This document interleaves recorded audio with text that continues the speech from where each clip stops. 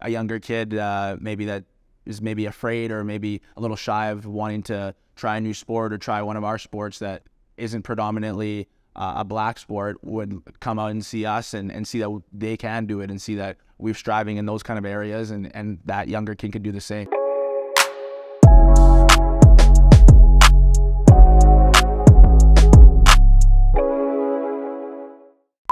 I'd like to thank everyone for tuning in as we continue the Unscripted series, where we sit down and have a roundtable discussion with various underrepresented or historically excluded ethno-racial and cultural groups of athletes here at McGill. And so right now we're going to be, in February it is Black History Month, and so now we're going to be talking with some of our Black athletes here at McGill. And just without further ado, I'm going to introduce some people. So Snaya, you're on the track team. Yeah. I'm on track. Yes, track and field. Awesome. And then Caden, you're on the... It's the second year in the hockey team now, so yeah, it's been good. Awesome. And Ibrahim, you're on the... basketball team. I'm a grad transfer and I'm studying entrepreneurship. Awesome. Did you guys have any like role models or athletes that you really looked up to growing up that kind of shaped who you wanted to be and how you wanted to be as a player? I think honestly mine comes from basketball. I think like growing up and seeing videos of like Michael Jordan and guys like that just being so dominant at their sport just drove me to want to make a difference in the hockey culture and the hockey world too as a young age player. And also my parents too have been awesome just to drive me, and my sisters too have really paved the way for me to be not just a good person like on the ice, but a good person off the ice too. So those are probably my big role models. And I will say my neighbor used to buy like a hoop, and I was always playing with him, and that's like where I started. But also LeBron James for me is the biggest, who had like, I would say, one of the biggest influence on me as well when I was young. For me, I think it was Carly Lloyd. She like used to be like a defender. I think maybe she wasn't good enough, and she came back as a striker, and now she's like one of the best strikers ever. But then also kind of like same with family, like my dad, both my parents, like, you know, taking me all over for games, and like my brother also played soccer, and so we would practice and like push each other, and my dad would really push me. And like, again, he played soccer growing up, so kind of like really ingraining that into me for sure. Yeah. And just because I know you talked about being the only Black player on the field, and I think you'd said the same thing about being the only Black player on the ice sometimes. Did you ever feel, besides just that feeling like I'm the only Black player on the ice, did you ever feel any other kind of negative emotions surrounding just being a Black player in a predominantly white sport? Did you ever?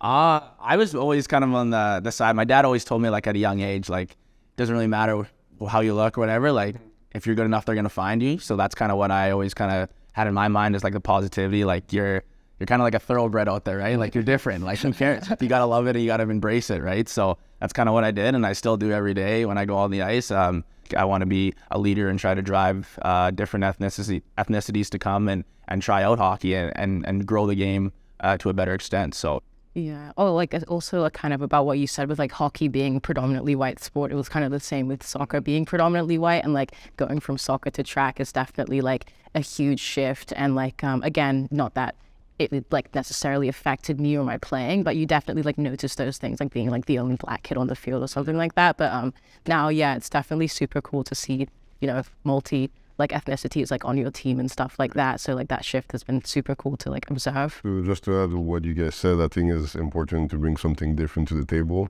and for sure will inspire the other people to do as well the same thing, right? So just bring different perspective, I think, is important, and it's just bring the best out of us, you know. So yeah, totally.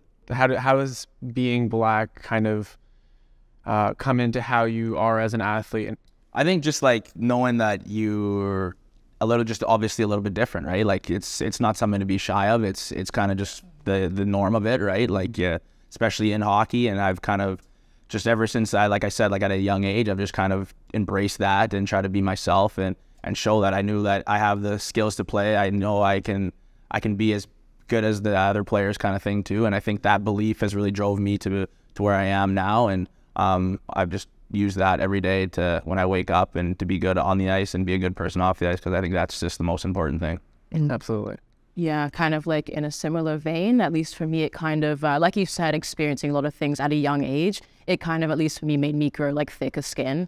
And if somebody said something, whatever, it's just like, okay, brush it off and I'm going to keep doing what I'm doing. Like it's not going to impact me or what I'm trying to focus on or get to. And it just, yeah, kind of makes you a little tougher, like growing thicker skin and being able to handle different things. Yeah, so for me, it's it's a little bit different. I think basketball, there's different ways to play that sport. But for sure, it's like sometimes like being black is helpful to navigate with other people who have the same culture, same background than you.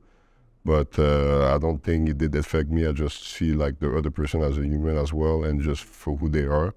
And for me, it's like I want to say it didn't have the thing. I didn't have the same experience that they have. So for me, it's like that's my perspective. Yeah.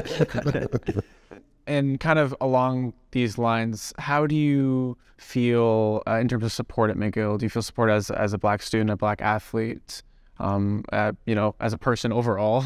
Yeah, I think 100%. I think coming last year, I was obviously a little bit nervous. Like, I've never been to university, coming to a new big city and stuff like that, coming to a new team. I felt like I fit in the first day, and it's been great ever since. I use myself kind of as a leader in the room, and I'm pretty talkative, pretty personal guy. So it's nice to have those guys accept me of who I am, and just everyone has the kind of common goal. They want to win, they want to have fun, they want to succeed in life. So I think we have a really good team in the dressing room, and it's really helped us on the ice, but it's also helped us off the ice to build friendships and build character in each other. So.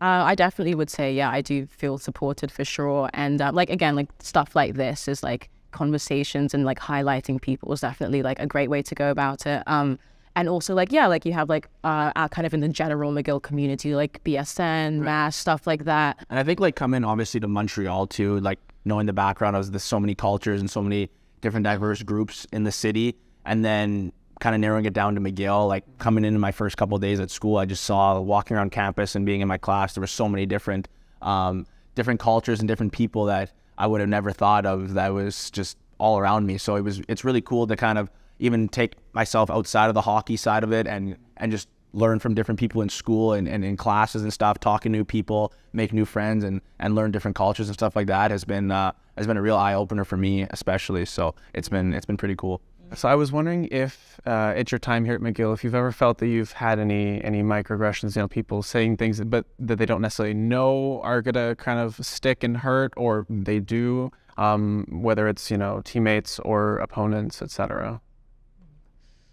I don't know if there's been any really big microaggressions that I can remember. I think exploring and people asking questions I've always taken as a good thing. Just kind of with like different things, like especially during COVID, like the Black Lives Matter movement and stuff like that. And obviously we saw in the States the stuff that was going on with the police brutality and stuff like that. And I think I've had people ask me questions, just how I feel about it. And I've always been open to talk about that, because I think if people can hear it from me, they start to open their eyes and open their minds kind of about what's going on. And I think I've always tried to use myself as a leader in the community, in the hockey world, and just kind of been like, yeah, it's stuff that goes on. It's real life, and obviously it's gonna affect me, but it's gonna affect everyone, right? So I think just kind of taking a step back and having those conversations with people, and doing stuff like this, I think has been awesome, and it really helps people that maybe want to ask questions but don't feel comfortable, or just don't know really how to ask those questions. Yeah, honestly, same. I don't think I can recall any microaggressions, or if it has happened, I probably just wasn't aware, or not wasn't aware, but just went over my head, so I don't really notice. But kind of similar to you, I kind of view it from the perspective as if nobody's going to communicate with each other or ask questions, then we're not going to learn from each other, and people are going to remain ignorant. So I think like people asking questions, even if they might come off a little bit, you know, ignorant or whatever, it's like people, as long as it's in good faith, I think it's an opportunity to like show people and educate. And I think that, again, even if something's not worded the best way, as long as somebody doesn't have any malintent, it's like, yeah, you know, of course I'm going to have a conversation with you. I don't think it's worth it to like shut them down, and then they're just going to remain in their ways. So I think just like coming at it from a perspective of, okay, well, I can use my experiences to, you know, better somebody's understanding of something. I think that it's just a good thing overall. Yeah. Yeah, because I know, for example, that like I think it's just like 39 out of 44 NCAA sports are severely underrepresented in black athletes. So they're predominantly white, and hockey is one of them. And just, you know, that providing opportunities for all athletes to have for everyone to have kind of the opportunity to do things, Black, brown, Asian, etc. Just to be able to experience not just maybe the commercial sports, but to be able to try other sports as well. They're perhaps more niche and have been kind of guarded more. There's a big kind of difference between the kids that have opportunities and those that don't, and there is a clear ethnic divide in that. And so it's something that definitely back at home, it's like you want to go into those communities and show kids opportunities. And like you can see in certain schools where it's like might be like more predominantly Black and brown, they're not as aware of those opportunities and therefore don't get them as much and don't go for them. And then people are like, oh, well, you know, there's a level difference, but it's like, yeah, they don't know about these opportunities. So it's like, again, I'm not so well versed in how it is here, but it is definitely something that should be done and pushed forward, like kind of like you said, showing the upcoming generation and young kids that like, yeah, you can do whatever you want to do. And again, like whether it's tickets to games or whatever, or just like immersing them into the scene, just to kind of give everyone an equal playing field and like kind of boost everyone up and like make it all fair game. Yeah. Do you feel like there's anything that McGill or McGill Athletics could do better to support Black students and Black athletes? Yeah, that's a good question. For sure, having conversation, start with having those conversations, asking the right questions, I think, as well. I think probably also like for us to go to schools and do activities with the youth and like the younger generation could be beneficial for sure.